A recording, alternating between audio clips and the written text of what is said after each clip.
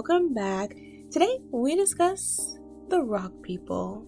When news broke that Disney Star Wars had introduced a literal rock as a major character in one of the High Republic's premiere novels, jaws dropped at the absolute absurdity of it all.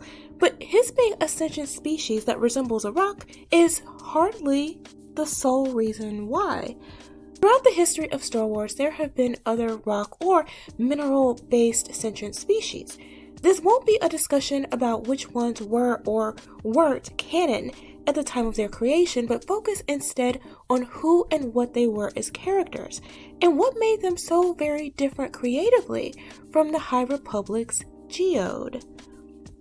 Let's begin with Xandor Rockers. These stone-looking creatures first appear in the 1985 Star Comics Ewoks 1, The Rainbow Bridge. They lived on the forest moon of Endor. They had actual faces with which they could express themselves with a wide range of human-like emotion and even speak. They also had powerful retracting legs that allowed them to run, burrow through the ground, and physically fight back against more imposing foes. There was the Vothkree. These humanoid creatures originated in the lava flats of their namesake. We first hear about them in Star Wars The Old Republic and again in Heir to the Empire, but we meet them for the first time in The Last Command, the final volume in the Star Wars Thrawn trilogy, when Luke catches sight of 5 of them passing by and thinks to check to ensure they weren't clones. Despite humble beginnings, each Vothkree may eventually transform into the stone and metal armored titans we see actively involved in the Galactic Republic as one of the leading trade cultures in the galaxy. Next, there's the Tecile, a telepathic race of crystals understood only by Force sensitives. They first appear in the 1994 novel Planet of Twilight. The species is native to Nam Corios, but often suffered the indignity of slavery abroad when taken and exploited for their ability to filter and amplify light. They were able to negotiate with Leia the return of nearly all those who had been enslaved. And then there's the Silica, inhabitants of Dohu 7. They were made of, you guessed it, silicon, as well as mineral water. These creatures were built like massive rocks, but they also had faces, which allowed for the expression of, again, a wide range of emotion and multiple arms for mobility. They were also a competitive species, at least amongst themselves. You can find them in 1994's Breaking Free, The Adventures of Dan and Lifehold, a short story in the Star Wars Adventure Journal 1. We also have the Shard, a silicon hive-like minded species native to Orax, a planet in the Outer Rim. By all appearances, they're crystals, fairly clear and immobile, but they do have the ability to communicate electromagnetically. Once this was discovered, technology was developed to translate their language into audible speech and modify droid bodies to contain them, allowing the race to interact normally, to travel and explore other worlds, and even obtain work as computer techs for the Alliance. Here's what's even more interesting. A few shards, as it turns out, were Force sensitive. Together, these formed the Iron Knights. Initially, the group was rejected by the Jedi Order that was until around 13 ABY when Luke invited them to join his order and help rebuild the Jedi. They appear for the first time in Star Wars Adventure Journal 15.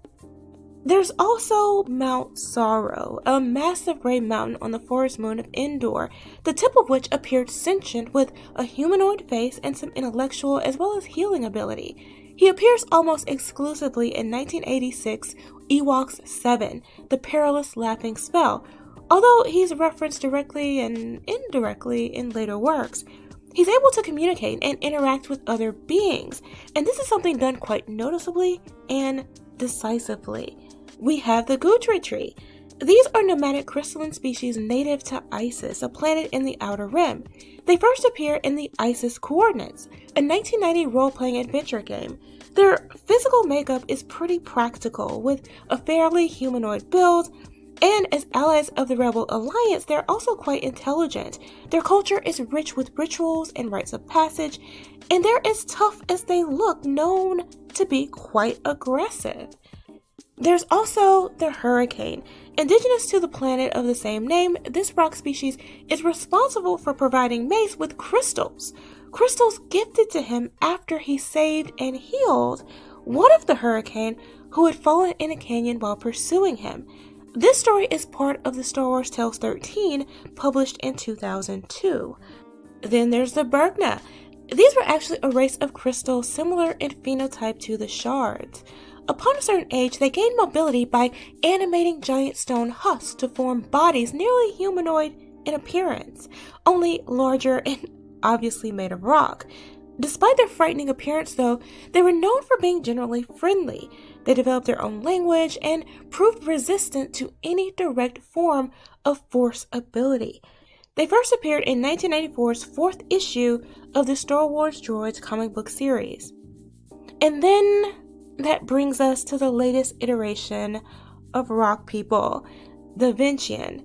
From Vent, were introduced to their race in the form of Geode, a so-called navigator of the transport vessel during the High Republic era. He first appears in the High Republic Into the Dark as a rock. Standing in the corner of the cockpit, he's described as dark gray with rounded edges and a flinty, flaky surface, like an actual, geode. These hollow rocks on our world with an internal cavity lined with crystals.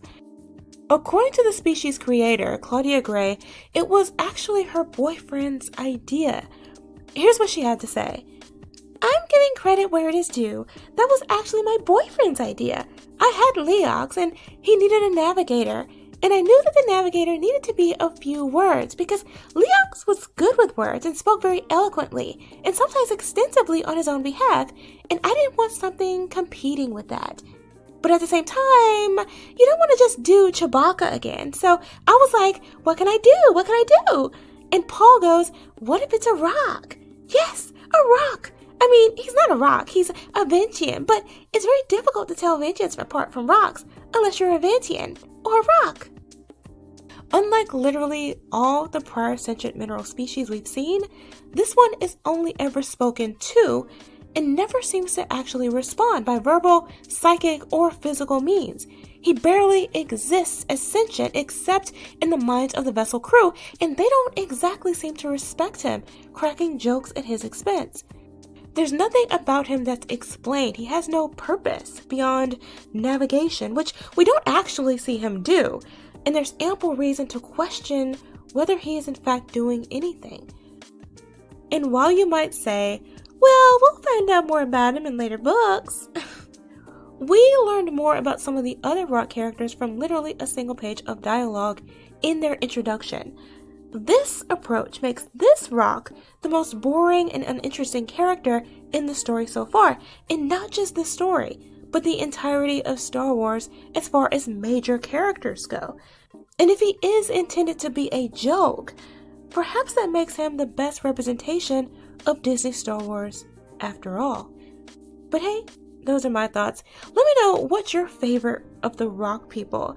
How do they measure up to Geode? Are you excited to pick up the action figure for this thing when it drops, or do you have enough of them in your yard? Let's discuss in the comments below. Thanks for watching. Remember to like, comment, share, and subscribe, and I'll see you next time.